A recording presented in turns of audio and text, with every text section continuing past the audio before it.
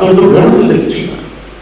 জনগণ খুব দৈবতার শব্দ, আমি তো জনগণকে সেইভাবে রাস্তায় নামাতে পারছি না। সেই কেন পারছে না এই বিষয়টা আমাদেরকে একটু আবিষ্কার করে নেওয়া। কেন ছাত্ররা এই সকল আন্দোলনের মান্যবাহী যে প্রশ্নগুলো করলেন, এই সকল আন্দোলনে কেন ছাত্ররা কনসার্ন হয় না, এটা আমাদের ভেবে দেখা দরকার। এখানে আমাদের কি কোনো দুর্বলতা আছে? আমরা কি সেখানে ব্যর্থ? আমরা কি তাদের মধ্যে চেতনা উদ্ভব করতে ব্যর্থ?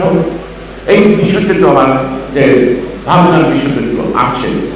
সেই পর্যন্ত জেলে গেছে আন্দোলন করছে সব রাজনৈতিক দল, ছাত্র সংগঠন করে, তারা তো সব আওয়ামী ছিল না, এখন সব কটা যেটা সংগ্রাম করেছিল আন্দোলন। তো আজকে সেই কারণে দলমত নির্বিশেষে আজকে বাড়িতে ডাকাত করছে, কোন জাতের ডাকাত দেখার দরকার নেই, ডাকাত ধরা দরকার।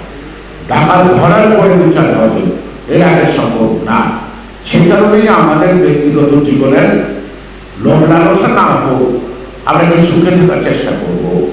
সরকারের একটু অ্যাভয়েড করবো, কোনো কথা বলতে যা বলবো না, তাদের সুখে থাকতে পারবো না।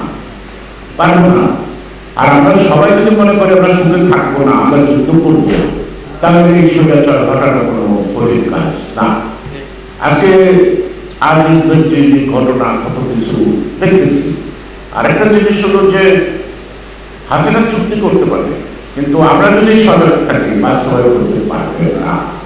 কারণ একটা আনপপুলার গভর্নমেন্ট দিয়ে কখনো আরেকটি দেশে কোনো চুক্তি বাস্তবায়ন করা সম্ভব না। যেই সরকারের মাত্র 10%, এই ঘোড়া দেওয়া ভারত আর বেশি দিন দৌড়াতে পারবে না। তাকে ঘোড়া পাল্টাতে হবে, তাকে দেশে গণতন্ত্র রেস্টোরেশনের পক্ষে থাকতে হবে।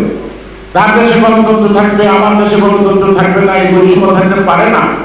সেই কারণে যদি একটি গণতান্ত্রিক সরকার জনগণের সরকার হয়, সেই সরকার কিন্তু বন্ধুত্বটা সমমানে যার equality, on the basis of the equality আমরা তখন আমাদের রিলেশনটা কিন্তু রাখতে পারবো এবং দেখাতে পারবো, ঠিক না?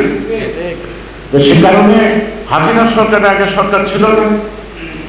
আমি একজন ইন্ডিয়ানদের জিজ্ঞেস করছি যে হাসিনা সরকারের আগে কোনো সরকার ছিল না, তখন কোনো প্রবলেম হয়েছে? বলে না।